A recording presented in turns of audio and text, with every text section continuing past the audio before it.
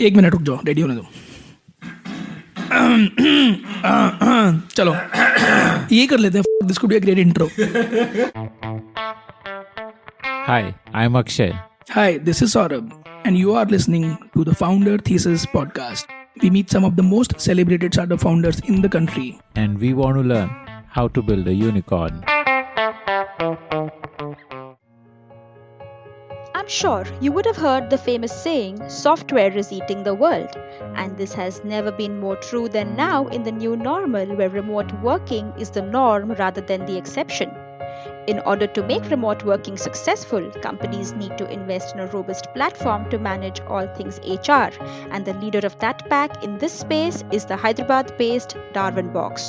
Rohit Chennamaneni quit a lucrative consulting job with McKinsey to start Darwinbox. But boy, has that bet paid off. Today, Darwinbox is present in 60 plus countries with 1 million plus employees served and was the first company in India that Salesforce invested in. Here's Rohit talking to Akshay Datt about his journey to scale.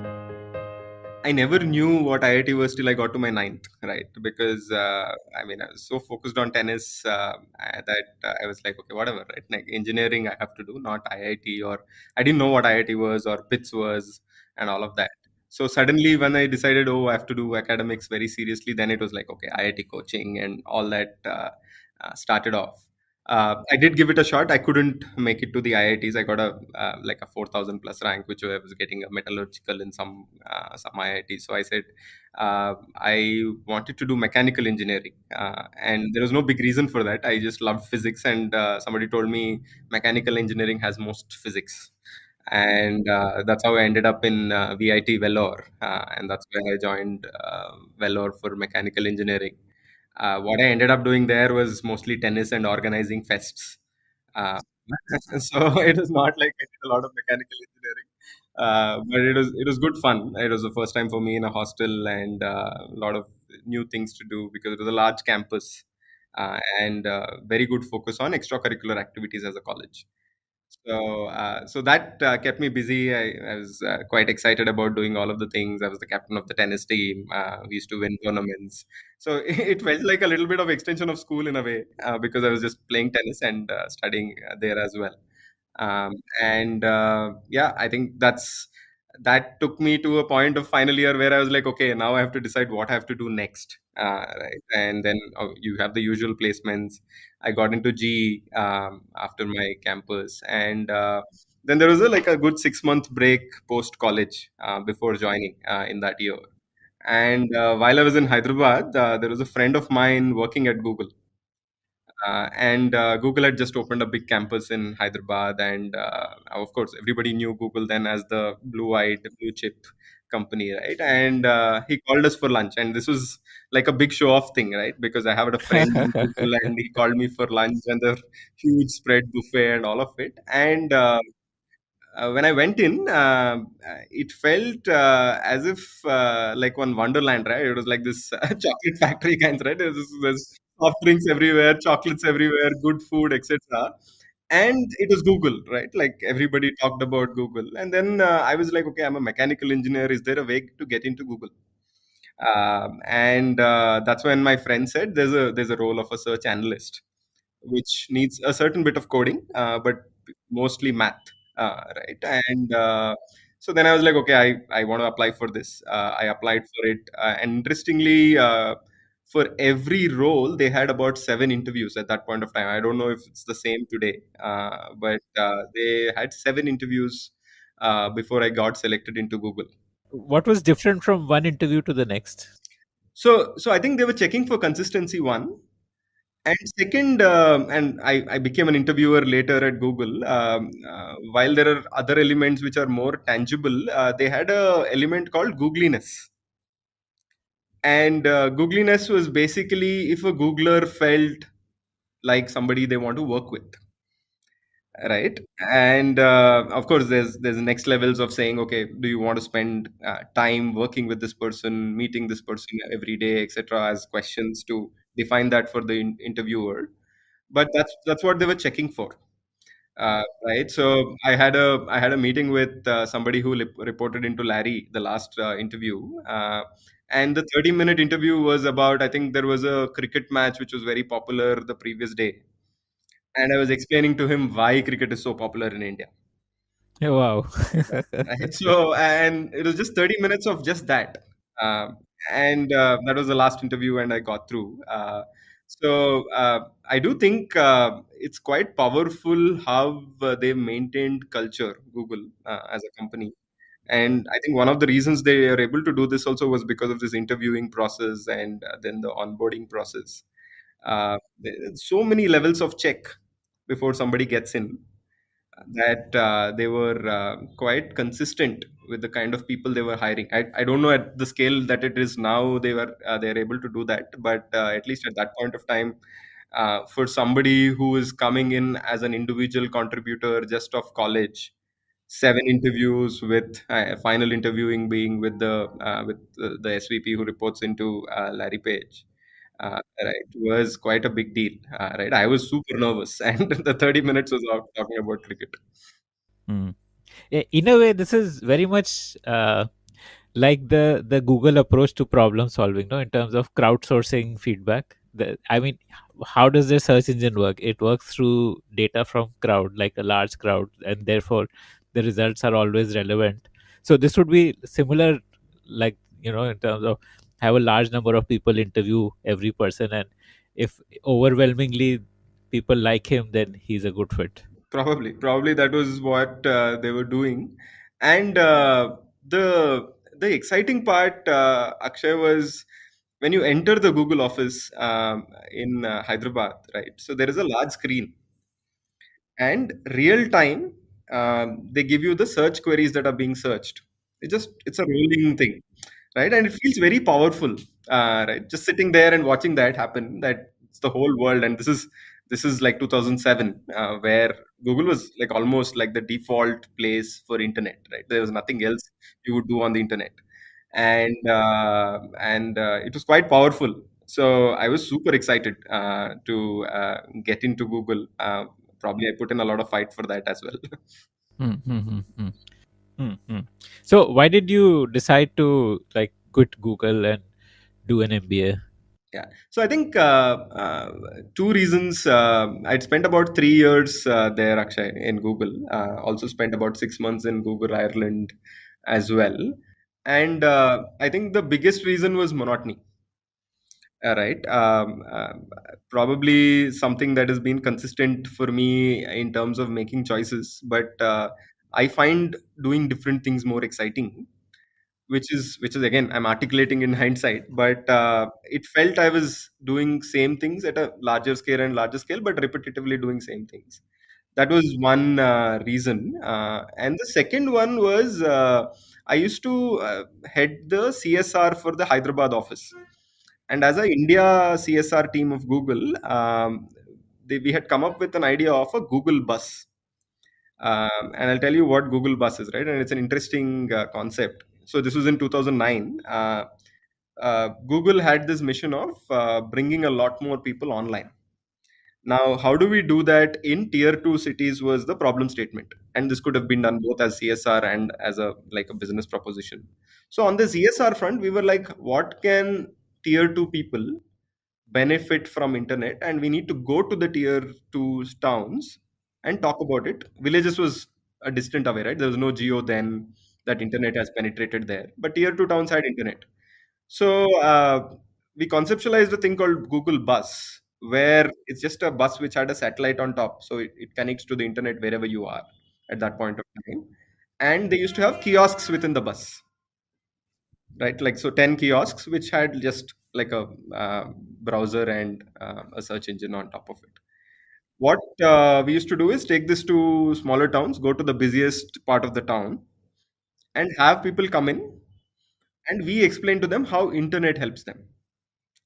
Now, what was interesting is we did this on the road for a few times, and then we passed it on, we outsourced it to other people. But when we did this, what was super exciting for me was the part where every person who comes in was a different person with different backgrounds, right? So somebody was a farmer, somebody was like a vendor, somebody was like a retailer, somebody was a mechanic, and we were showing them saying, okay, you're a mechanic, see, these are the new technologies that people are doing globally to fix something. What you just need to do is search for this. And we used to do this in their vernacular language to explain to them. So both language wise or wise English wise, this was so this I found very, very interesting. Right. So how do I sell a story to every individual who was coming in to get them excited about something? And when I came back and articulated this to my manager and all, he said, "Oh, this is marketing," right? So I was like, "Oh, let's do marketing." So that's where the seed of MBA or marketing came in, right, into my mind, and said, "Okay, I want to do marketing, which means I have to do an MBA." So and I gave my GMAT. I was ready with my scores and recos and everything. What also parallelly I used to do is every year I used to go write CAT. So it was like this November third Sunday ritual for me where I just used to go and no prep, nothing. I used to just go and write CAT. And that year was the first time it became computerized CAT. So probably because of my GMAT experience, I cleared it in that year, right? And so that's when B school calls came, and I ended up in IIM Lucknow because I wanted to do a 2 year MBA, and it was in hand versus me applying to colleges in the US, all that. So that's how B school happened, and that's how IIM Lucknow happened. And in IIM Lucknow also, first 6 months. I was very clear, only marketing, right? Like all the companies I applied for my summers was marketing. I got into Procter and Gamble for my summer internship. So very, very focused on saying I want to do marketing, finance, etc. I will learn, but marketing is Hmm. why I'm in this college for. Hmm. Hmm. Hmm. Did you was I am Lucknow also like your engineering days? Like, a lot of extracurricular activities and Yeah, very similar, Akshay. Actually, a lot of extracurricular activities, again, tennis, constant thread, right? Like, I think after a point of time, people don't play so much that, right? Like, you just have to pick up your racket and you'll be in the college team. At least in B school, it was the case, right? So, and then you used to have this inter IIM contests and inter UP contests and all of those, and you used to go just play, right? So you get attendance for that. We had a minimum 75% kind of attendance in some classes. So you get attendance for this, which was a reason you can go play and get attendance. So that was there. And then there were other things that I was doing on campus. But the other exciting thing on campus, Akshay, was these night outs and group projects, which again was something very new for me because all my life I was this sleep by 10:30, 11 kind of a person, right? Like always had sport or something happening, so I used to be very tired and sleep. And this whole waking up in the night and doing projects and last minute submissions and all that, and I never had those time pressures probably in the past. Right, was something new, again interesting and exciting because you're working with different sets of people, different project groups and all the pain of those project groups, right? Some people will free ride, some people don't want to do certain things, all those things you have to make all that happen. So you learn quite a bit in those things more than what you learn in class, and that's what I figured in B school is all about peers. And I had a very nice peer set who were all excited about marketing or problem solving in general, and so that was a good time because you had to present almost every day. There was certain presentation, right? And you're never well prepared, right? So yeah. managing those presentations has taught me so much in life, right? Where you get curveballs from the professors and you try to react in a certain way so that you're both answering some part of it and then managing the expectation at some part of it, which was quite interesting. Were you generally the group leader in groups that you I was the presenter. I was never the group leader. I was the presenter because, like, I was generally calm when it came to like tough situations. okay. So when it was like a very tough professor or a very angry professor, they used to put me in the front, and it just became a habit. So I used to be the guy who used to present whatever was made. Right, it was good, bad, ugly. I used to present, Okay. Okay. right, and make up stuff on the fly sometimes. So that I picked up while I was there, but not the group leader, definitely. Right, the group leader always used to be the ones who are the most diligent, right, because they used to make sure things happen. Right, I was not the one who makes sure things happen. I was make one who makes sure it's presented in the best format possible. And in my head, that was also marketing, right? Like that was sales and marketing for me. I was like, oh, I have to present it in a way which is accepted by the professor, and like how does the professor perceive this? Always goes in my mind on, oh, what is the other person expecting it, kind of thing. So that worked. So why did you join McKinsey and not like a FMCG? Because see, marketing typically leads to FMCG jobs. I mean, people who. No, no, I did. So Summers was my marketing internship. So I was in PNG in Singapore, working with some of their brands on a few country launches, and I really enjoyed it. Right, and the only worry I had, Akshay, was I got a pre-placement offer as well. Once that was done, was a similar situation to Google happening, which is after 2 3 years, I find something monotonous. Right, and that was a worry, and that's where when I was thinking about it, right, after you get a PPO in B school, you're basically sorted, right? Like people don't even attend classes. So I was like, okay, now what? Now what, right? Like, this, what is the next challenge, right? So then I was like, okay, I mean, let me at least figure this out, because till that point, I've never thought about career, right? Because Google just happened, then B school happened, and then uh, obviously I wanted to do marketing, but never thought, okay, marketing means that I'll be a brand manager for so many years, then I'll grow into something, and then all that, right? So never thought about it like that.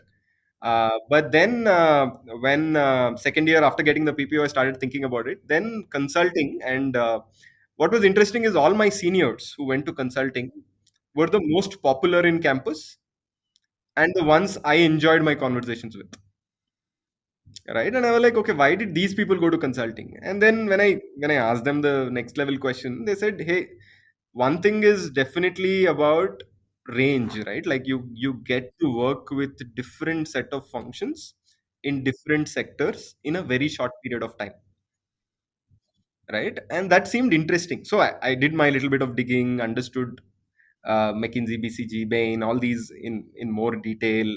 Got some more sense. Spoke to people who've been there, done that kinds. Right, and everybody talked about work-life balance, but everybody liked the job.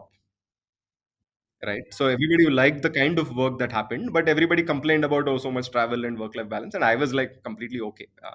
Right, so one thing I did a lot while I was at Google was travel, so which is personal travel. So I mean, obviously, again, you think that work travel will be as much fun as personal travel, because once I started doing this work travel, then I realized, okay, this is not as good.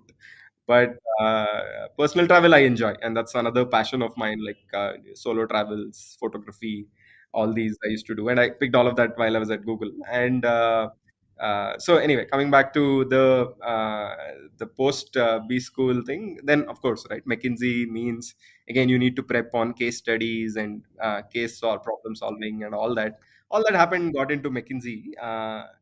And I think, yeah, so that's where the switch happened, where I said, okay, what would keep me excited for at least a foreseeable set of future, right? Which is again 3 years, 5 years, whatever that number is.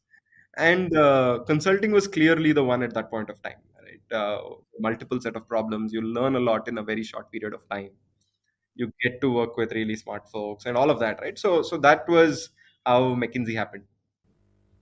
And was it? I mean, generally campuses have some sort of restriction, no, in terms of saying no to offers. Yeah. So that was another part of the story, which is I had to say no to PNG and to sit for McKinsey or BCG or any of the other consulting firms, right? And that was extremely painful, right? Because every second person on campus said, you're an idiot to give up a PNG offer, right? Like, and those choices are tough, right? Because on one hand, you know that there's something in hand and something obviously you like doing, right? Because I enjoyed my internship, but the on the other is like this FOMO, which is not like a short-term FOMO, but a long-term FOMO, saying, okay, people get into consulting firms out of campus, but not in between, and very rarely they do that, right? So that's what I had to weigh. And the only thing I told myself is, okay, if I get in, great. If I don't get in, it's a story to tell, right? Like, it's okay. Well, let's see. And that's where I had to give up an offer. And of course, if I didn't make it, then it would be a very stupid decision always. But No, that happened in. I mean, it's the second time that happened with me. Actually, I had to give up my GE offer because Google takes 2 months to interview. Right, so there was a joining date which I had to give up, and again I was told the same thing. I was hoping for getting lucky twice, and I did, luckily. Right, so it was quite crazy that way. But in a way, like I did enjoy a lot my stint at McKinsey, so I'm happy I took that call. So this is like a player's mindset, no? Like as a person who's playing tennis, you are constantly weighing risks and taking calculated risks, right? I mean, that which side will the ball fall towards, and then proactively anticipating and taking those risks. So I guess that kind of comes through in your career choices also, like taking these calculated risks. Probably because I think all my competitiveness I attribute to my sport that I play, right? Tennis and other sports that I play. Because generally in academics, I was never very competitive, right? Like while I scored well in grades, it was never the motivation was never competition, right? Like I want to get first rank or a second rank. But in tennis, you're on the play. You are like always thinking about what happens next, like you said, right? Like, should I lob? Should I drop? Should I hit it on the baseline? Should I go for the second service? So all of those things come into play. It probably is. I mean, you've articulated it interestingly. I've never thought of it like that. I guess as a accomplished player, you also develop confidence in your risk taking. Like you are able to say this is a risk, but I'm pretty confident it will work out. I guess the more you play, the more you get that confidence of taking these calculated risks. Probably. And also, you get used to losing, right? I think what sport definitely helps, and it helped quite a bit, is it doesn't make losing such a bad thing. Right. So I mean, you lose so many times, right? So I don't think there'll be anybody who's just won all their career, right? Like they must have lost so many times. And just you get comfortable with the idea of losing. Right. What happens with this 0-1 kind of outcomes that are there is that like you're so and you've experienced it for the first time or for the first few times, and you lose out on, let's say, right, I mean, maybe I didn't get through IIT, for example, right? It just never felt like, oh, it's such a big deal, right? It would have been great if I did, but it was okay. Right, so that the whole idea of losing becomes much more comfortable, I think, with sport. Right. Okay. So tell me about the McKinsey stint. Like you spent a fair amount of time there. I think your longest stint, as far as a job is concerned, was at McKinsey. So what was that like? So McKinsey, again, I think the second day I was at McKinsey, and I was going through training, and there were people sitting in the room, and we were getting our emails for projects. Hmm. And it said, "Hey, your first project will be so and so company, and it'll be based out of Lagos." Okay. And I read it as Laos, and I was like, "Oh yeah, Southeast Uh, Asia." Right? And I was telling my uh, the other people who are going through training, saying, "Hey, mine is an international project. It's in Southeast Asia, etc." And then I was like, "Okay, maybe it says Lagos and not Laos." And then I googled where is Lagos, and it's Nigeria. And I was like the joke of that training session, right? Like everybody was sending me news articles about like people shooting at flights in Africa and like all those things. But like inherently, I was super excited, right? Because see, McKinsey will probably take good care. So I was not too worried about life and all those kind of things, security and all. But I was just so excited about a new culture because my best 6 months at Google were also when I was in Ireland. Because I mean, you're getting both, right? You're getting culture and you're getting to do interesting stuff on the work. So it just combines it very well, right? So this again, I think I had a great time the first 6 months, and I think two great things about McKinsey that came out in that 6 months, right? So one, the language, right? One of the worry I used to have is, hey, I'll go learn what they do in Africa. When I come back to India, I'll probably be irrelevant, right? I mean, when I get into my second project, I might not be that good or whatever, right? Like, or I might be doing things in a different way where the African consultants or there were European consultants also on that project, right? So I'll probably not understand the India way of doing things. But what is great is it's super consistent. The language, right? The methods, methodologies. I think they've mastered the art of replicating that across teams. So you bring any four people in McKinsey together and make a team, they'll get that basic toolkit correct, right? Whether it is the language, whether it is the way of problem solving, whether a way of communicating, whether way of making presentations, all of that. What is the McKinsey onboarding like? They must have got a pretty strong onboarding. Actually, contrary to that, Akshay, they throw you in the deep end. There's only 2 day training. Okay. Okay. Wow. Okay. So the training I was talking about was exactly 2 days, right? So one was Excel advanced, right? One was PowerPoint presentation training, and the third one was ethics, code of conduct, and all. That's it. And how did this compare to Google's onboarding? Google was great, right? Google was like 3 months of honeymoon period where you had nothing to do but trainings and chilling, and like it was very different, right? Like they just gave you the 3 months to say, okay, soak in completely, and then start. And a McKinsey was like just deep end, right? Direct. So I remember going to my manager on the first project, and he said, "Why don't you? This is the proposal. Why don't you have a conversation with the CMO of that company to say, hey, uh, this is what we propose. What do you think are the thoughts? How can we modify this?" And it was given to me, right? And I took it and went to him, and he had a cabin and all. And I went in. He said, "This is an African gentleman." So he said, "Hey, Rohit, let's talk 2 days later." Right, I'm quite busy this time. And I went back, like, I mean, obviously, what, right? You go back to your manager and say, hey, I spoke to him. He said 2 days later. He said, I need the answer by tonight.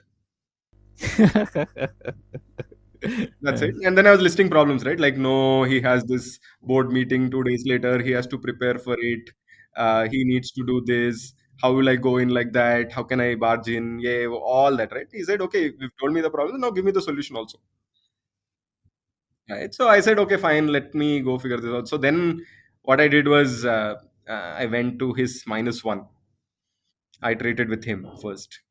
Then while he was leaving office, I was waiting outside his office in the evening. So while he was leaving office, I said, I did this with your -1. He okayed all this, but he want one check on this. Can I walk you down to the car, right? Like where we can discuss this.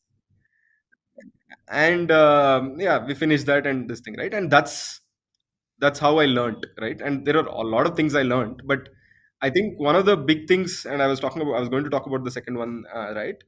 They tell you, okay, problems are there, right? And problems are everywhere. Come up with solutions, right? This is a bad client is not listening to us. Come up with solutions, right? What can I do for the client so that they appreciate our value addition and then help us out, right? What can I figure out so that I find time with this person, right? There are situations where I drove with the client to airport just to get the 30 minutes with them, right? So I think that part is super helpful even in the entrepreneurial journey, right? Like, okay, there will be problems. So, how does McKinsey build that kind of consistency, which you said that put any four people from McKinsey in a room and they'll find common ground? So, how do they do that then? When their induction program is like a 2 day Yeah, induction. so actually the induction is 2 days. What they do after that, Akshay, is every 6 month interval they put a training program where they talk about all of this, right? They talk about how to build relationships, they talk about how to solve problems, right? How they talk about how to present better, etc. What happens when you do this, right? You one get to learn from experiences of peers from across the world, right? And these are international programs, right? On what they've experienced over the first 6 months or the first 18 months or first 24 months, depending on the cohort.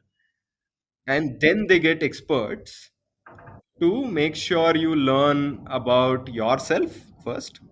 And a strong belief in McKinsey is you need to know yourself first to know what you need to do to service a client or service anybody, right? So that part was very helpful because it always helps to learn from a place where you've already experienced this and you're trying to improve it, rather than giving you like a toolkit at the start of it and saying do this. It's like doing an MBA as a fresher versus doing an MBA after working. Like you get more out of it if you work first. So Absolutely. So everything that was spoken about in that class, I could relate back to my first project or second project or third project. Oh, this happened in my third project. Oh, I should have done it like this. okay, okay. So very very practical, implementable training. That's like their approach towards upskilling their people rather than doing very classroomish kind of stuff. Yeah, yeah, absolutely. Because that is what is the reality, right? Like, because you can never be perfect in a McKinsey context, because the problem statements are changing, the sectors are changing, the people you work with are changing, right? What you need to master is actually how do we manage different situations and solution for different situations. And that will only come with saying, okay, I have experienced something in that situation. Out of my toolkit, if I used this, it would have worked better. Hmm, hmm, hmm, hmm. Okay. So, what were your like highlights of that whole stint with McKinsey? Like the things that you remember the most? One of the things we had done was we started off a Hyderabad office, for example. We started a digital practice while there, right? And all of this as an associate or a junior engagement manager, I could drive, right? It was not about somebody senior coming and doing this. Obviously, you need some support, but very entrepreneurial in terms of, okay, I want to develop this client, and I think this client will have this problem, right? We can have this together, right? So we were the first ones to serve in 2014 or 15 the two unicorns at that point of time in India, right? And we never knew, right? And I served one of them, and that obviously actually is an important part of why Darwinbox happened as well, right? But while serving them, McKinsey is all about iterating to get to the best answer soon, right? Startups are all about take an answer, try, fail, go to the next answer. Right? So it was so different trying to serve a startup because they didn't have the patience, right? When you in a traditional McKinsey context, what happens is the associate or the EM, the team comes up with an answer, right? Gets more data to validate the answer or triangulate the answer, then goes to the partner, and the partner pushes back hard till all the assumptions are tested and the answer stands, and then we go to the client, right? And this probably is a 1 week process or 1 month process, depending on the complexity of the problem or the scale of the problem, right? In the startup that we were serving, the scale of the problem was large, but the speed at which they were executing was, hey, why can't we A/B test this? Hey, why can't we just try it out, right? Why can't we put some money behind this and see if this works or not? Right? So it is so different that the whole model of engaging had to change. Where we said, okay, each team member will work with somebody like a person at the client. And when there is an idea, they quickly check. They don't have to iterate with the manager or the partner, right? But go back and give them the answer with as much validation they can. Because anyway, they're ready to test it out. So it was quite interesting that way in terms of our experience there. So doing all this, right? Like while the traditional thing was there, being entrepreneurial and trying out all of this, right? And I was allowed to do all of this, right? Was super experience that I had while I was there. So, why would a startup need McKinsey? I mean, traditional organizations typically use consultants for change management, but I mean, what was the mandate from these unicorn startups? So basically, most of the consulting answers, or at least strategy consulting answers, are on long-term bets and choices to be made, right?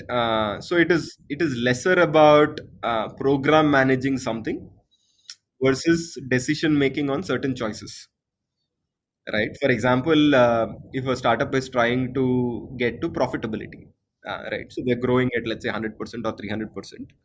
and they want to get to profitability, one answer is chipping away slowly, right? Or the other answer is, how do I think about all the available options for a startup to turn profitable, right? And maybe because I'm neck deep in execution and in a way of execution, I'm not thinking about all the options.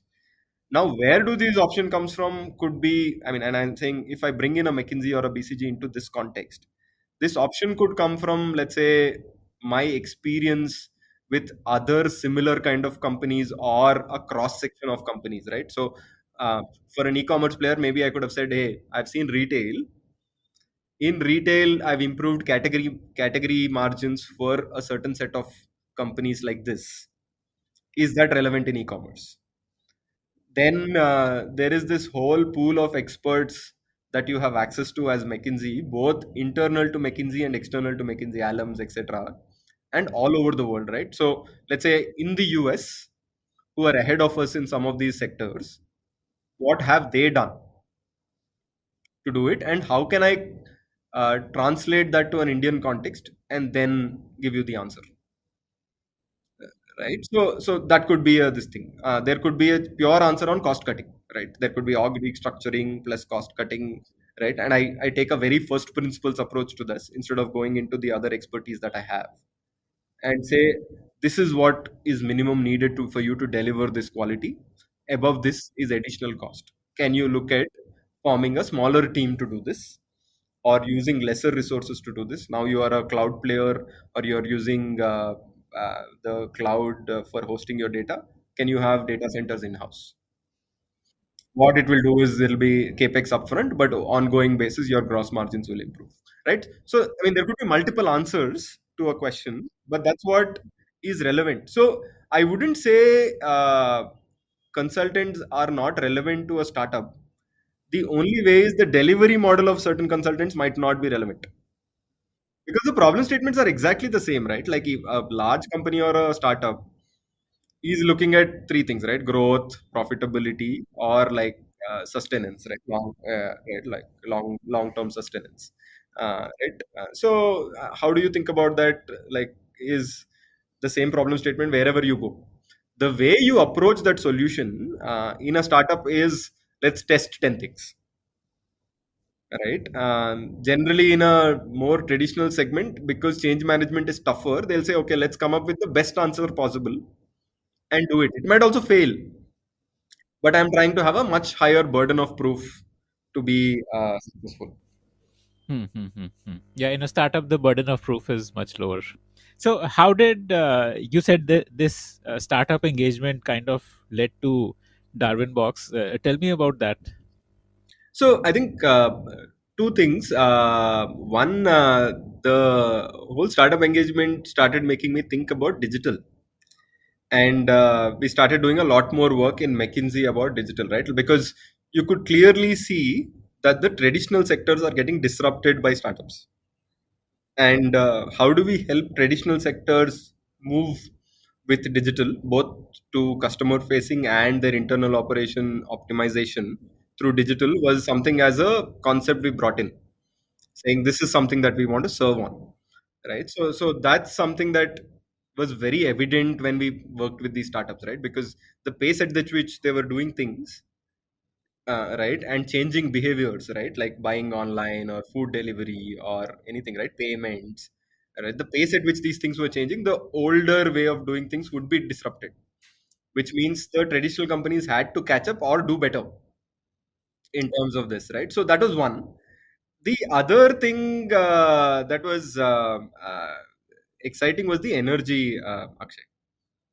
Right, the energy of startups was just infectious, right? Like it's crazy how people are so excited about the problem they are solving, that, I mean, you don't have a window of uh, saying, okay, I am going to step back and chill for some time, or my promotion is due not due, whatever, right? Like all those large company problems don't come in, right? Like everybody is focused on getting some things done, and building that was I mean, was great for those entrepreneurs, and it was very infectious in terms of just being there.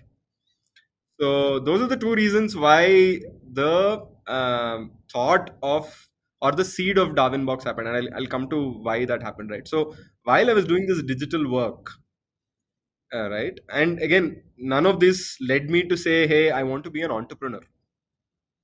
Right? It just led me to say, "I want to do this kind of work, which is digital, high energy kind of work." And when we started doing this digital work, etc., then I started exploring products, right? Because we were helping clients digitize different aspects of their businesses. So the natural answer was, let's look at products that they can bring in, which they will use to go there, right? Like loyalty products or operational products or CRMs or HRMSs or all of that, right? So that's where the introduction to this happened. And interestingly, around the same time, Jayant is a childhood friend of mine, and both of us used to talk about what are the ways we can go back and settle in Hyderabad, right? And this is not related to entrepreneurship, right? Because there was a crib session where we were like, Hyderabad doesn't have consulting firms. Hyderabad doesn't have like all the kinds of jobs that a Mumbai has. I was in Mumbai, he was in Delhi. He was a banker at Ernst and Young. And then when I was doing this digital work, and I just pinged him saying, "Hey, why don't you see these products? So simple, but so expensive, right?" And that's the line, right? So simple and so expensive, right? And at that point of time, Giant's wife was in ISB B school. Uh, so he was also in that mode of saying, "Okay, let me. Should I take a break and figure out what to do next, etc."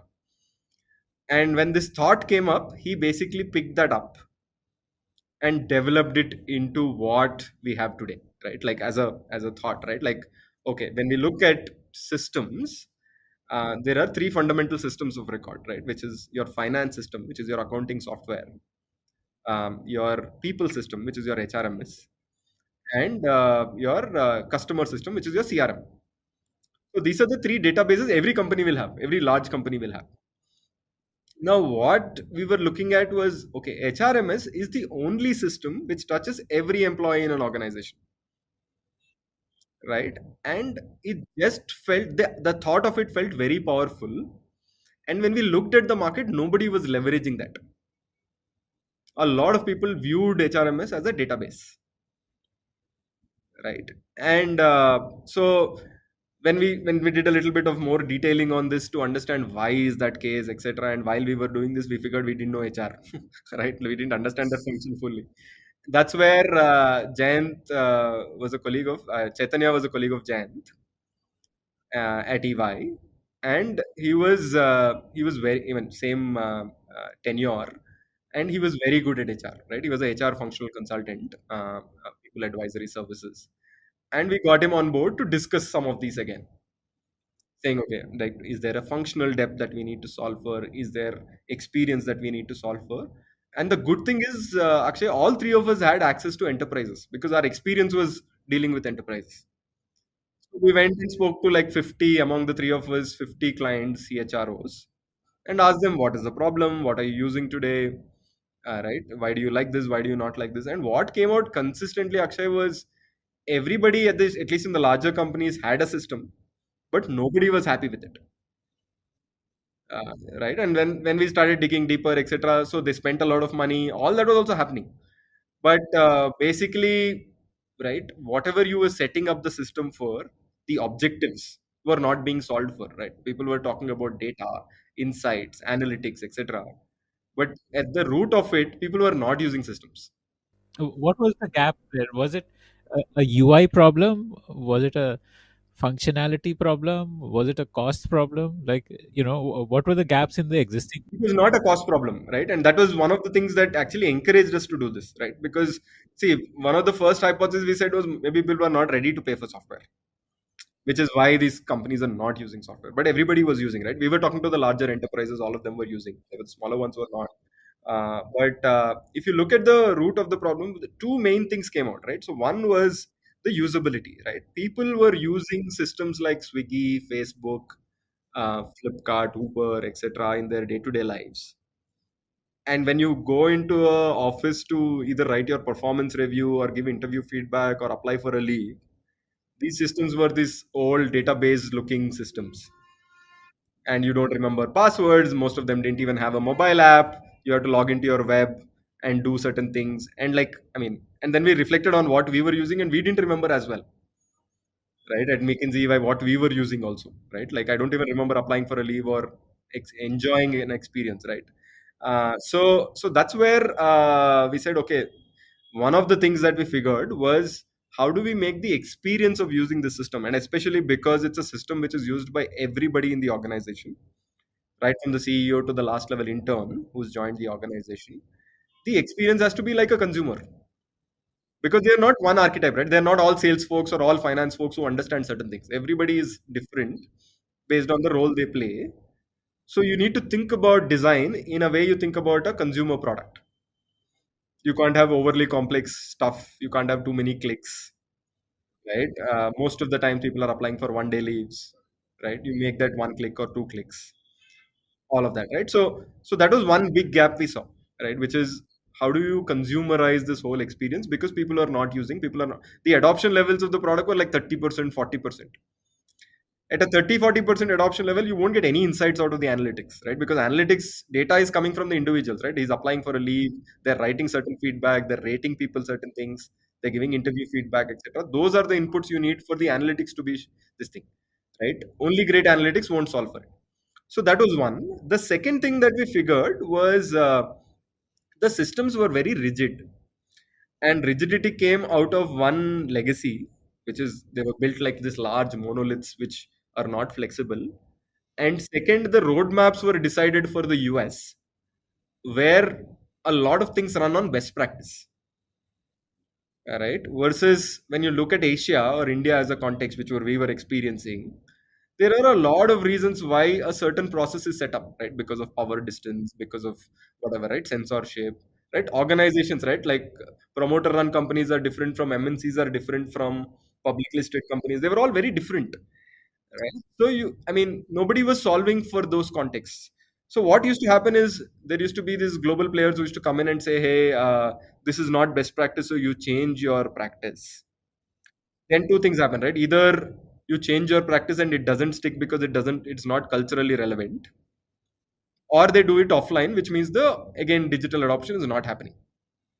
They didn't want to change the process, so they can't put it on the system, so they were doing it offline.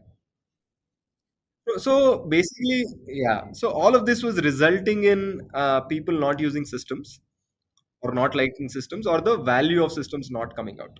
Hmm. So, like, your insight was that there were two things. One is user interface needed to be more intuitive, like the mobile apps that people were using, and second was the tools were not customized to the. Yeah, they were not configurable. And the advantage we had with hindsight, Akshay, in this case was basically, there were a lot of systems which built custom workflow builders, and then there were HR systems, right? We wanted to bring those of both of that together. How can you build custom workflows with the HR context, right? And again, it's a benefit of hindsight, right? And I'm not saying that this is a genius idea. It was just bringing together multiple things that work, right? And there were so many new technologies, right? Attendance through check-in, right?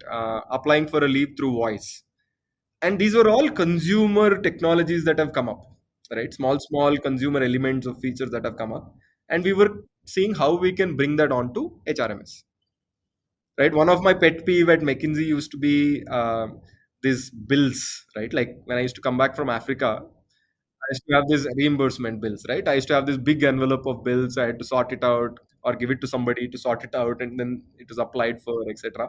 On a web system, which I had to I mean, take pictures, upload on a laptop, and do it, right? And I used to think, as soon as get a bill, why can't I just take a picture?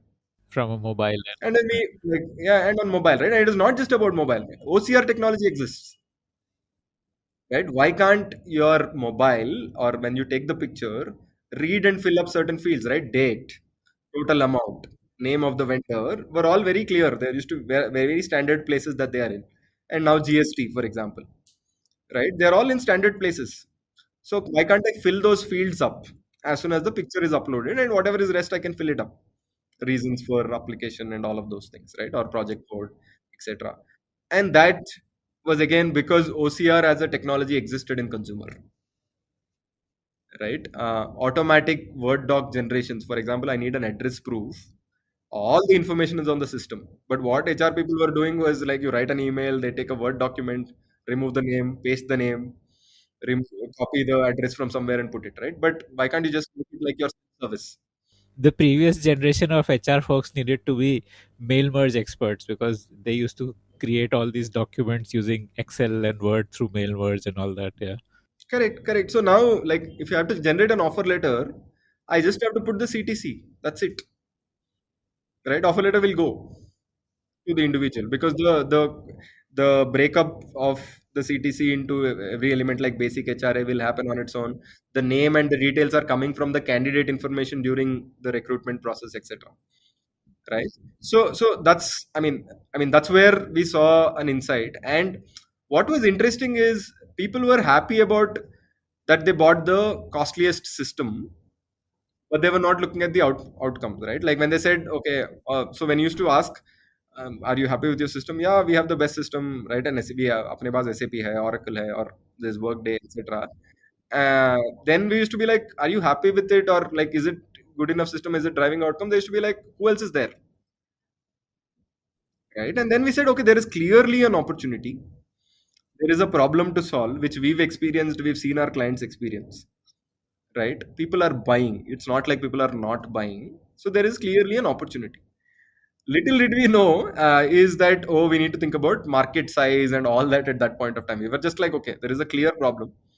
These 50 people I spoke to, at least I can sell to,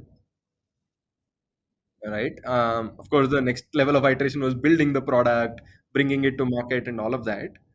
But what was interesting in this whole process, Akshay, was um, the idea that okay, I need to think about market size, etc. We never had, right? We just said okay, we'll build this out, etc. And we started building. There's no this thing, right? We were like okay, let's jump. Did you all quit your jobs and started building it, or like Yeah, yeah. So in sequence, basically, like Jayant quit first, then Chaitanya quit, then I quit. Basically, we were finishing off our last projects at EY and McKinsey, and as soon as we finished, we were quitting. Right? Like we were informed, all three of us informed at the same time, but we quit as projects. none of you were like developers as such, so you would have to spend money, hire developers or hire an agency and all that. So you put in your own savings into building the product. So two things happened again. One, we spoke to one investor at that point of time, which is where the realization dawned upon us, saying, okay, two things, two big realizations, right? One, they said nobody has built for Asia,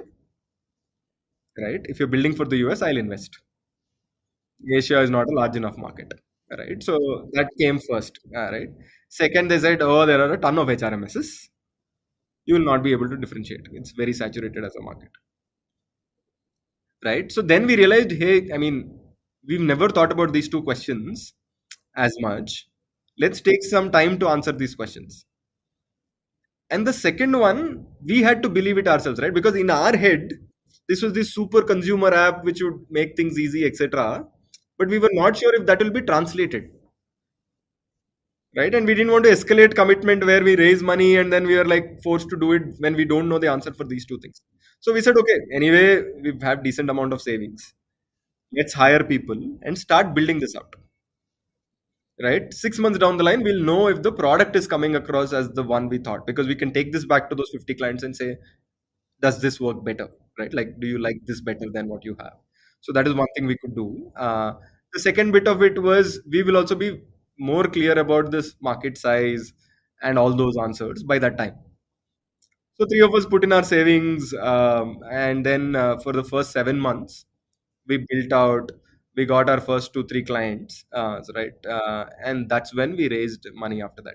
As in, I think towards end of 2015 is when you started working. So by when did you get your first client on board and get validation? So yeah, so 2015 end we started building the product. 2016 March was when the product was out, right? One module of the product was out because we wanted to build an end-to-end product, and which is like a beast in itself, right? So we picked up one module which is most bought. The attendance one. Yeah, yeah, time and attendance, leaves and attendance, because we said, okay, everybody needs this, right? You might not do a performance review for your organization, but time and attendance people will buy, right? So that's what we did first. When we went into the market in March, then we got in a few smaller clients, mostly internet companies is the first ones we went after, and it resonated there. But we didn't have a sense of, "Arey, will this work with traditional organizations at that point of time?" But traditional organizations were a little more reluctant at the start because one of the questions they asked us was, because we thought we had money at that point, Akshay. So we were like, okay, let's spend a little more time, get some traditional organization. Most traditional organizations ask the question saying, if you shut down tomorrow, what then? Because I'm putting, I mean, two things happening. I'm putting all my data on you. Second, I am um, encouraging all my employees to use this. Tomorrow, if you shut down, I have to move them to another system. It is like a black mark for me as a HR person, right? And that's when we said, okay, maybe it's time to raise money for two reasons. One, it'll help us accelerate faster on product building, etc., other modules. And second, it just gives validity, Credibility. yeah, credibility, validity to the market, saying, okay, these guys are there for the long haul, or at least foreseeable long haul, right? And that's when we raised money from Satish from India Partners. And Satish is very strongly entrepreneur led, right? Like my conversation with him, the first conversation itself, he was like, I am interested. I want to see what you guys are doing on the product and meet your other co-founders. And then he came down to our office.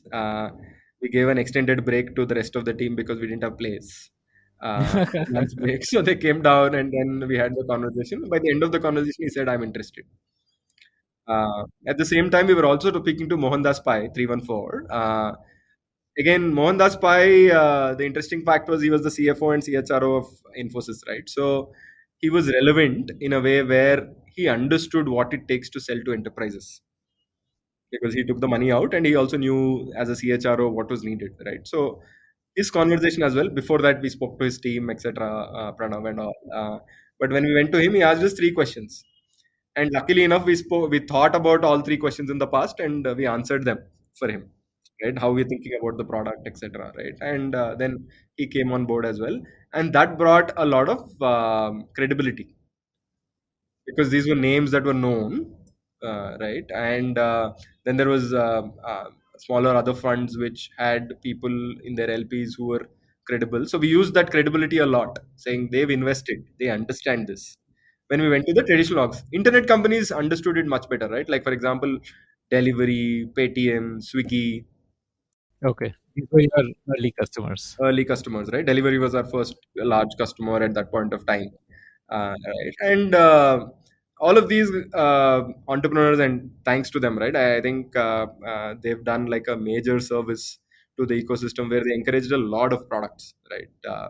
Sahil, Harsha, Vijay, all of them, right, were very welcoming. And the good thing was they resonated well with the idea of completely being on mobile, their workforce being very mobile friendly, right, mobile centric, and the app being very mobile friendly was what worked, right? And then I think then we went on, and that fundraise, at least we did a little bit of reaching out to investors, identifying, and all of that, right? So I was doing this where I was reaching out to people, and I was doing it for the first time, right? Fundraising myself, You right? were the fundraise person in the team. I was the fundraise person. Yeah, yeah, I was the designated fundraise person. So, so we were figuring out how to raise, yeah, all of those things, and all that. Luckily, after that, next all three rounds that we've had after that were started with an inbound.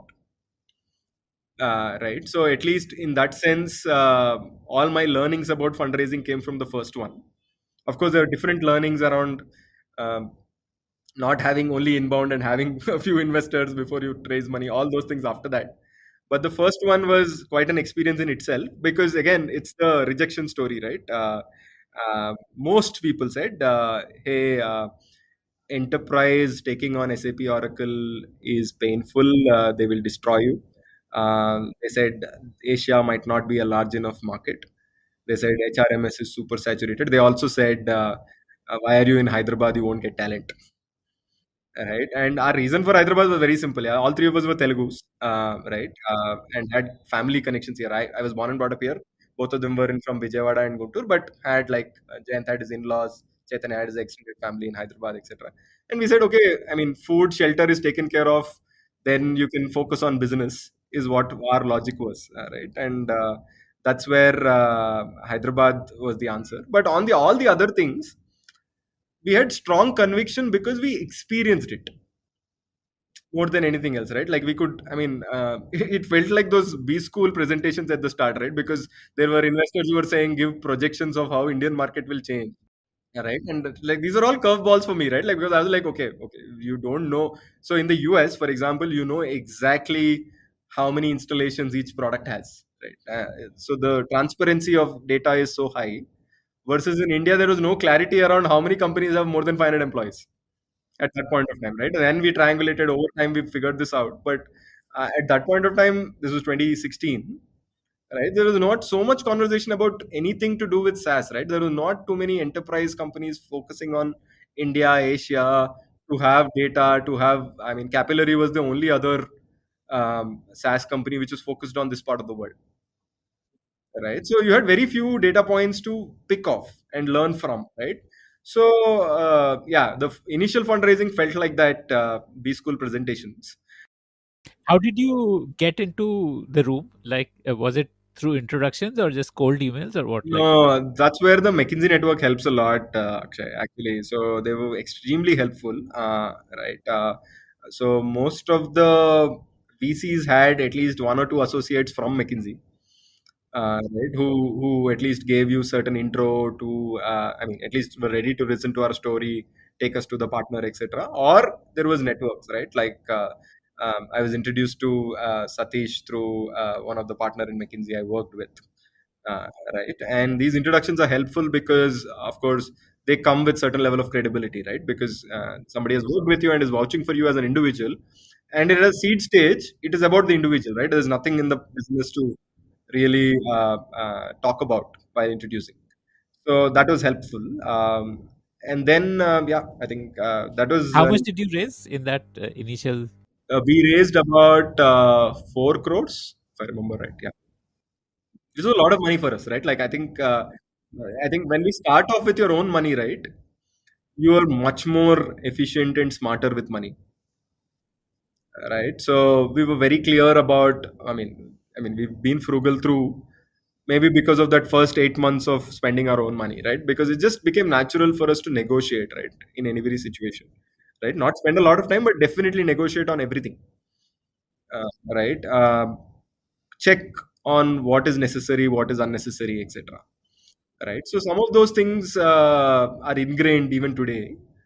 But at that point, even 4 crores was useful because again, SaaS as a business is not a cash guzzler, right? And uh, a lot of people used to ask us, and that was the way we used to separate out people who understood SaaS from who didn't, or enterprise SaaS was like, if you raise more, can you do more?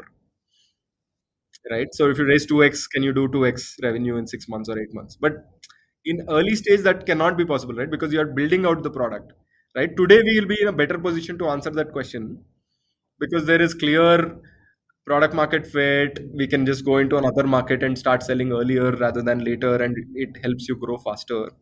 But at an early stage, if somebody is asking you that question, they have not invested in SaaS before or don't understand SaaS well enough before. And we got lucky, especially with folks like Satish and then Dev from Lightspeed, etc. Both of them ran their own software companies in the past in the US. So that was extremely helpful because they had the context of what it takes to build and what it takes to sell to enterprises. Right. So those that was also helpful. Okay. So from that single leave-in attendance, how did the product evolve? So I think on product now we are an end-to-end suite, Akshay. So we do from the first touch point of a candidate to an organization, which is recruitment, to the whole recruitment applicant tracking system, the whole onboarding experience. Once the person joins the organization, the whole workflows, right, like a confirmation transfer, all those workflows, leave attendance, payroll, performance management, employee engagement, rewards recognition, travel and expense. So it's quite a wide spectrum in terms of the touch points in an employee life cycle that we touch. Of course, all companies don't buy all the modules, so we're very modular that way. About 50% of our clients use the full suite. There are others which use a part of the product, right? Only performance management, only leave and attendance, only recruitment, etc. But what has been consistent in principle for us while building this out, Akshay, is one, at the start itself, we knew that it's going to go broad. So we built a lot of microservices, which is I use the same email notification, right? Same workflow builder, same form builder, etc. across all my modules. So the experience is consistent, and also it's easier to build and maintain these things, right? So I think that was one. Second, design as a philosophy, right? It has to be on mobile. It can be completely handled on mobile, because today, across a 1 million people who use the platform across 500 plus clients, 30% of them never use a laptop, because these are field sales force, manufacturing folks, etc. So they will completely do everything on mobile. If you look at any of our the global systems, right, they do mobile as a way to do the frequently used transactions, which means the assumption is that everybody has a laptop, but when you have to apply for a leave, which is a very frequently used transaction, you want to do it on the go and you do mobile. For us, the philosophy is that there are people who don't have a laptop, which means even a once in a lifetime activity like resignation should happen on mobile. Because if you do only some of them, then when that person has to resign, where does that person go? Right? Then they reach out to HR and then they fill out a paper form. Right? Again, you're bringing back the offline part of the world. Right? So I think that's something that that helped us two ways. Right? One, of course, penetrating the Asia market, and the second one was the same companies which used to use different products, right, like the SAPs, Oracles, or of the world, used to do it only for their white collar employees. Now the number of employees within an organization using the platform also increased, because we just made it easier for more people in the organization to use it. Hmm, hmm, hmm, hmm, hmm, hmm. Right, right. Hmm. So, what did you price it at? I mean, like the initial pricing and the pricing today. Like, tell me about the pricing strategy and journey. Yeah, so in a more saturated market or established market, actually, generally the norms around pricing are set, right? So we could disrupt that, but generally the per employee per month model, which is I charge by employees, number of employees in your organization and number of modules you're using, is a standard which has been established by the existing players, right? So we didn't disrupt that too much. I think it's something like what, $1 per employee. Correct. So we started off with $1 per employee per month. Now we are at like $3, and in different countries it's different. So $3 is when they have a full suite, Yes, or yes. is it per module? No, no, it's when they have a full suite. Okay. Hmm. And again, this is again for larger organizations. Smaller ones is much more expensive. Much larger ones has lesser cost. All of those things. Hmm. Volume discounts and all. Yeah. Yeah. So we used to be at like 40-50% of the SAP Oracle cost initially. Now we are almost equal to their price. Right. Of course, we have to build the brand and presence, etc. So we'll be off by 10-15%, but in a lot of deals, we are similar in terms of cost as well. Wow, that's amazing. Okay. So, and tell me about the fundraise journey also. So, the first funding was 4 CR, and like, are you at liberty to tell me what valuation you got at that time and how that valuation also changed over the subsequent rounds? I'm actually trying to remember. I think it was about 3 million. Hmm. Yeah, I think around 3.5 million valuation. How much in crores? Around 20, 25, 20 crores. Okay, okay. Hmm. Yeah, right. And then how long did that last? The 4 crore? No, that I mean, it was like, so 2016 June we raised, and we had almost half the money in the bank when we had a inbound interest from one of the investors. And then in that inbound interest, we said, okay, maybe we are having a conversation with one investor, let's have it to three other investors, and that's when Lightspeed happened. Right, and that's where we raised 4 million in that round. It's about 25 crores. Hmm, hmm, hmm. And what was the valuation then? I think around 20 something million. Right. And then I think because that money was there, uh, so this was 2017 June again that we raised. The next fundraise was Sequoia. This was in 2019. From here, I can't share the valuations, but right. But so 2019, we raised money from Sequoia. Again, it was inbound because we knew Sequoia from before. Right, they were tracking us. At one point, we were going to Southeast Asia. So we launched Southeast Asia in 2019 end. So towards the end of 2019, and then we were like, okay, we want to raise money now so that it helps. We still had some runway, but we want to raise money now so that it helps our Southeast Asia expansion. And that's when we started having conversations again with a set of investors. Of course, some of them we knew from before, right? Like we've been talking to investors all through. And through the journey, and we didn't raise for 2 years. So, I mean, investors also knew we would be raising around that time, right? But what was great was for Southeast Asia, we were looking for an investor who had presence in that region and just being beyond, right? Because our big focus about the fundraise, because we were almost breaking even or profitable in India at that point, right? Big focus at that point was growth in other regions, right? And who could be relevant in other regions, etc., and who understand this global expansion. And then Sequoia was the best partner at that point of time. And that's when we raised money from Sequoia.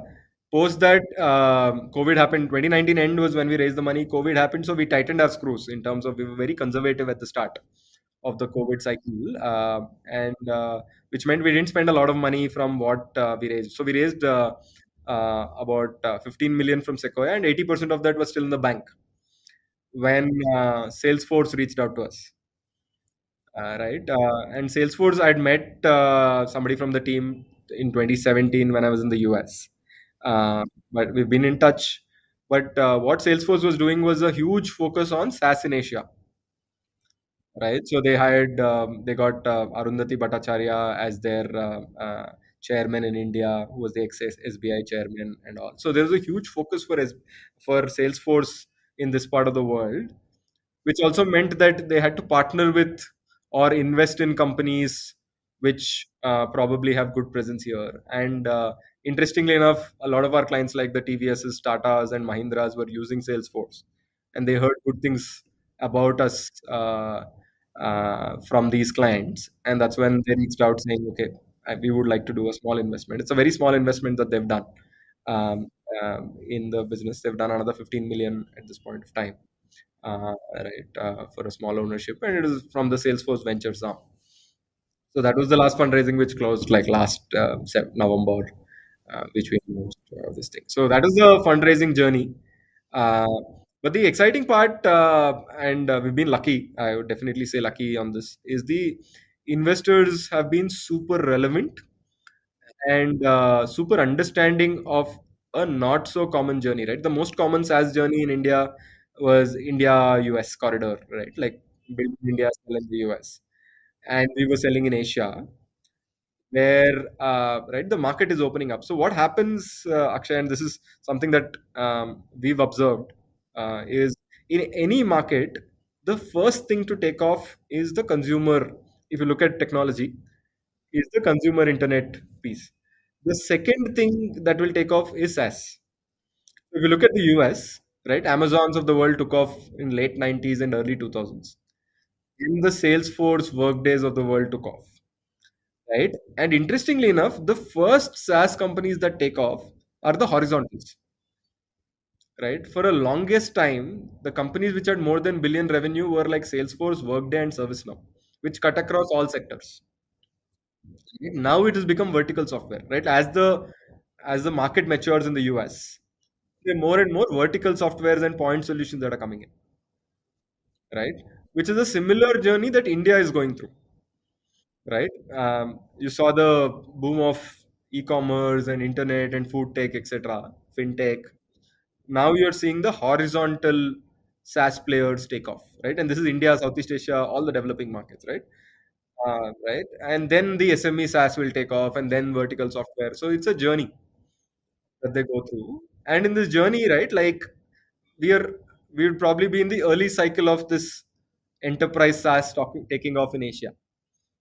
And when you're in the early journey, you don't have benchmarks to look at and learn from, right? Very few benchmarks to look at and learn from. And it makes it even more tougher for investors because for them to learn and give us inputs also is tough, right? Because I mean, for us, we are going through it operationally, experiencing it day in and day out. But for an investor, all the existing information that they have is from the US SaaS industry. Whether all of that is translatable or not is a big question, right? Because the context could be very different, buying behavior could be different, the price points could be different, the cost points could be different, all that. So you can't just take a US benchmark and translate it. Interestingly enough, we had very good benchmarks which are comparable with the US throughout. But we had pushback saying, okay, operationally this is not possible, this is possible, etc. So I think that at least has been great. We've been lucky where they've been patient with us as we see it out, play it out, share it with them, and they've been able to add value wherever that was necessary. And the good thing is now, right, like Lightspeed is one of the largest investors in enterprise SaaS globally. Right, Sequoia is invested in a ton of enterprise SaaS, and Salesforce is a SaaS player themselves. Right. So our probably whatever I can call it investor company fit is quite strong, and we got lucky in that sense. Hmm. So I want to know one thing. What made you scale up when other similar companies have not scaled up the way you have? So, like, you are saying mobile first, easy to use, configurable HRMS, and there are other companies also which. So, have you heard of some HR? I think they also started at a similar time, or maybe before you also. Um, then I mean, there are a lot of these companies which are very regional players or have a small market. Like there's a company called Candle, which I think is mostly here in North India. So, I want to know, what is your secret to scale? Why did you scale and other companies which had a similar approach not reach the kind of scale which you have? I think it's a question of choices and focus, Akshay. So basically, from day one, and it is based on our experience of working with them, we always wanted to be an enterprise software, right? And the design choices that you do when you want to be an enterprise software are very different from I will start with being an SME facing product and go up market, right? So the way you build the product, right, the architecture of the product, the security standards that you maintain on the product, because SMEs don't care as much about security, but enterprises do, right? Like the CIO will come in and test the security first before even if that passes muster only, you will even evaluate the functionality, right? So so we made investments in security like in the second year, right? It is unheard of in like SaaS, right? So in terms of architecture, in terms of this, the kind of people we hire were people who can manage enterprises. So for us, it was always been From the sales side or from the all sales, implementation, customer success, all of these are people we looked at, people who can manage large projects, because these are projects, right? These are companies which are used to, let's say, taking an SAP and having a big four implement for them, where there are three people sitting in their office and doing this, right? While we won't do the same model because we are faster and much simpler as a product, we wanted to give an experience of the whole project management, etc., which was very similar, right? The kind of people we hired was correct. And the other big thing that we did, Akshay, is for all our 550 plus clients, our code base is the same. So we've never made client specific customizations, right? So that again becomes a deterrent to scale for a lot of SaaS companies. They'll be like, okay, here and now there is this revenue.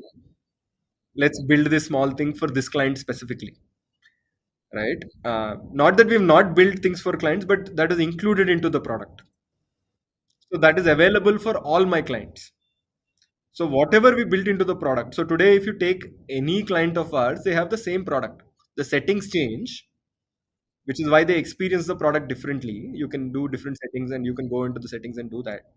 But consistently, we've maintained that we'll have only one code base, right? So some of these are choices which are tough to make because when you start off, your access to enterprises will be low versus access to SME will be high. And when we explored that as well, when we thought about it, we said, okay, maybe we should do SME first, etc. But we realized that that's not a large enough market now or today in Asia.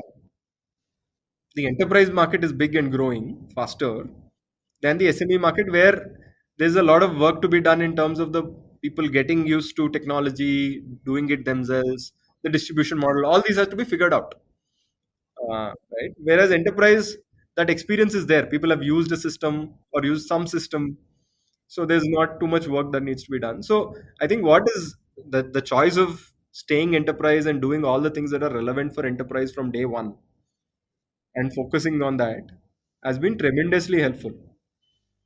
So I guess because all of you are from like a consulting background, so you had a much stronger understanding of the kind of people needed to manage enterprise accounts, how to sell, how to open those doors with enterprise accounts, what are the concerns that you need to cater to while building the product. That would have helped. Absolutely, absolutely. So across the board, right, in sales, it's a very consultative sell, which means you need to identify a problem and tell them the solution rather than just talk about features, right, in enterprises. Second, just mapping out the client base, right? So it's not one decision maker. There is a CIO, there is a CHRO, there is a CFO, there's a CEO in some cases who is involved in this decision making. Do we know all of them? Have we been able to present our best picture to all of them?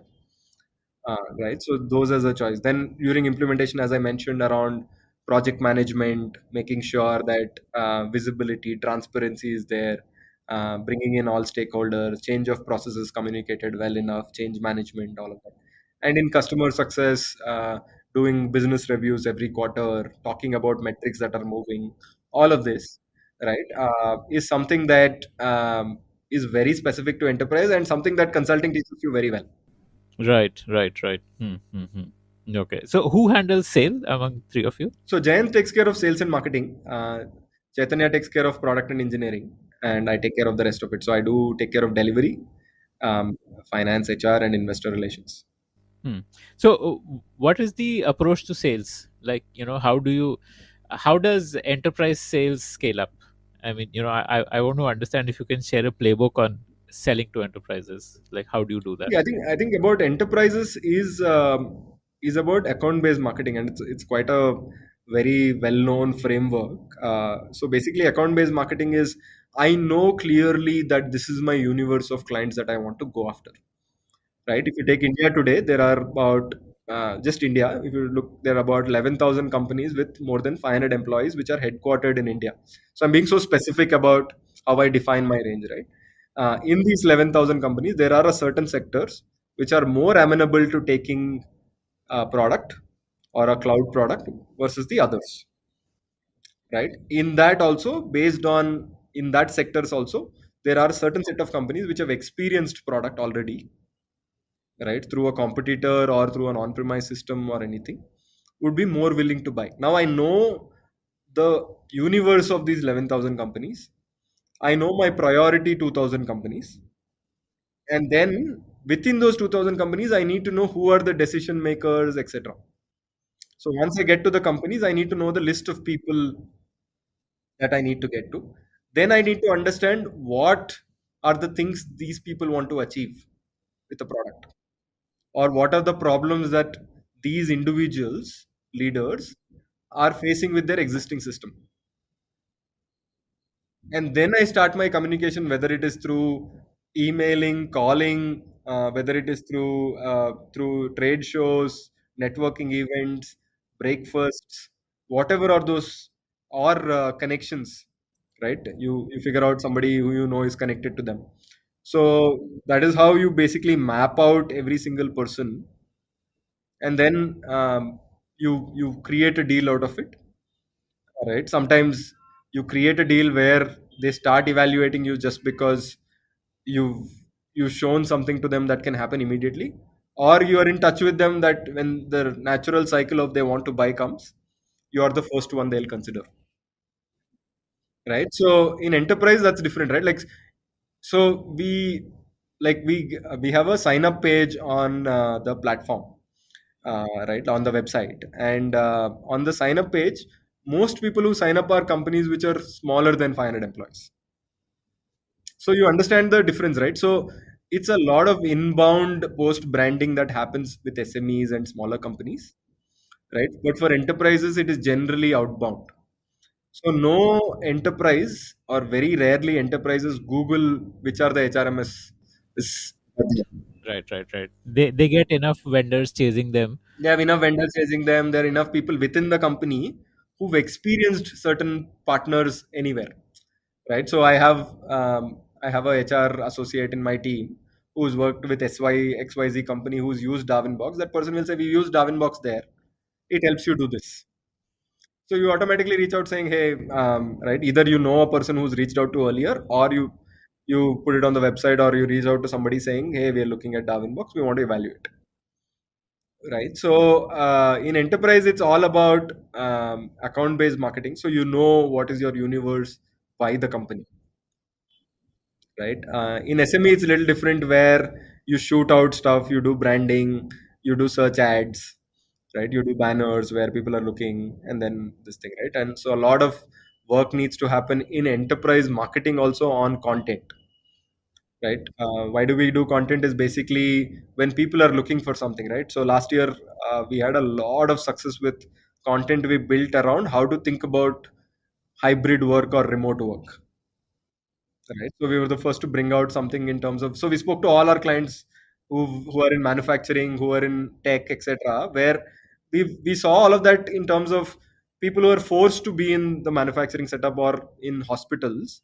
They had to deal with their employees very differently from people who could actually manage work from home, right? And so we had a learning from a plethora of clients, which we consolidated as content, saying, okay, if you have to do this, this is the kind of communication you need to send out. If you want to do this, this is the kind of communication you need to send out. Okay, once you do remote, how do we make sure daily check-ins are happening?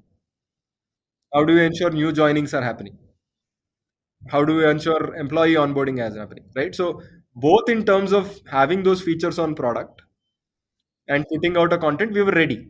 So when people looked for saying, okay, a new HR person or a young HR person, I mean, everybody was experiencing the pandemic for the first time. They are trying to find out what other companies are doing. So we had a content ready where people could read, and I could also talk about, hey, you should use technology in these areas and not in these areas. Now, what technology to use? Maybe I'll have a recall that, hey, Darwinbox has said this. Maybe they have something, right? So there's a lot of work in content. Then there's a lot of work in the trade events, right? So you have these large HR events that happen, conferences where people come to talk, and then younger HR folks come to listen.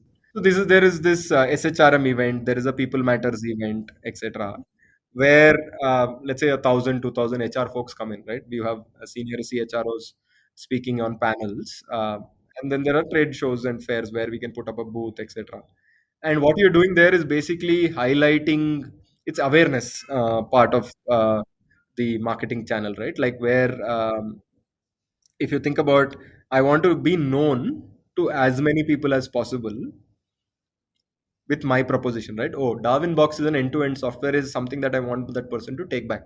So if you take the whole funnel, majority of the people will, okay, remember Darwinbox, saying, okay, when I think about a HRMS, this probably is something I want to look at. There will be some people who are actually actively evaluating HRMSs. They can come to the booth and see the product, right? There will be existing customers also there who are trying to understand about what are the new features that are coming and all of that, right? We communicate directly also, but there also, right? So this gives you an opportunity to talk to a lot of people. The other bit of it is you get a good sense of what are the asks that are coming, right? So in one place, in 3 days, a lot of people are coming and saying, hey, do you have a chatbot? Hey, do you have this feature? Hey, can you do continuous feedback? Hey, can you do 360 feedback? So you get a pulse of the market. You also get a sense of pulse of the competitors, right? What are the things that are being most liked, or where are the people getting most excited about, right? So are there features that are there? Are there partnerships that we can do with them? All of that.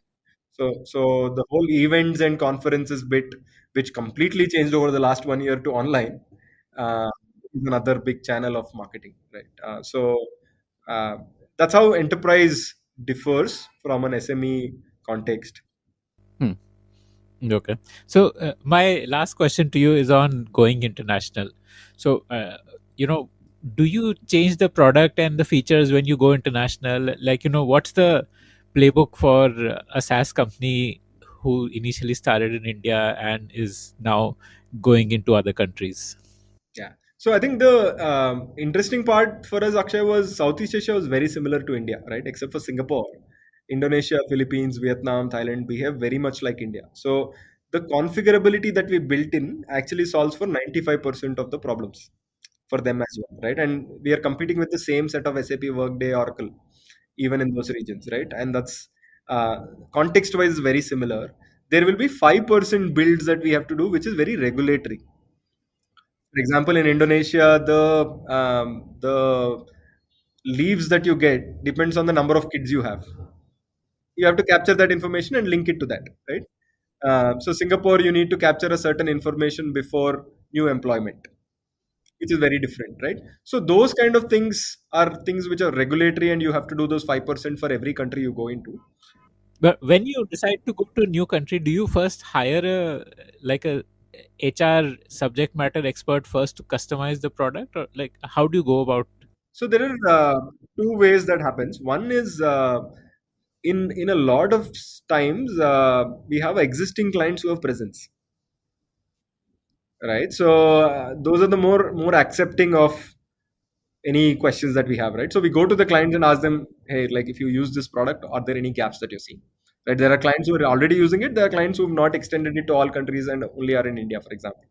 Right? So we go to their counterparts in those countries and talk about, okay, what are the things that you need specifically on the product, and this is our product. And so you do a little bit of problem solving uh, with the client. The second is you don't hire someone, but you get a partner or a consultant just for the compliance bits, right? So for example, in India, does Aadhaar is visible or encrypted is a compliance question, right? Similarly, certain numbers, visibility, and all of those are compliance questions. And these are things that are built once in the system, right? So we don't need this person to be there throughout. So we get in a consultant, etc. But our model about serving clients has always been local, Akshay. So, for example, we have a team in Indonesia, in Philippines, in Vietnam, in Singapore. Uh, so the sales and client-facing roles, which is customer success implementation, are local for us. Product, marketing, engineering, etc., are centralized. That's been working well for us because even in enterprise, again, it varies because of the post pandemic situation. But in-person meetings are important, right? Once in a while at least in enterprise, right? Because some of the context changes in enterprise are not always communicated, so you should be there to understand. So it's better to have a local team. Of course, in this remote context, it is more interesting on how we manage that. It's actually made our life easier in terms of launching countries, because we used to always be in a mode of hire someone there to launch a country. Open an office. Yeah, so that used to be the case. Now we're launching much faster countries, and we're open to like taking clients from multiple parts of the world. There are people because of the Salesforce investment, etc., who are interested from all parts of the world to have a look at the product. So that is coming inbound itself, and now we are ready to serve them because the expectation is not to be in person or be next to them. So we are more comfortable with this whole remote mode of working. So that's working. So that was how Rohit built and scaled Darwinbox. If you are also looking for a superior HR experience for the employees in your organization, then do check out darwinbox.com. You like the Founder Thesis podcast? Then do check out our other shows on subjects like marketing, technology, career advice, books, and drama. Visit thepodium.in, that is thepodium.in for a complete list of all our shows.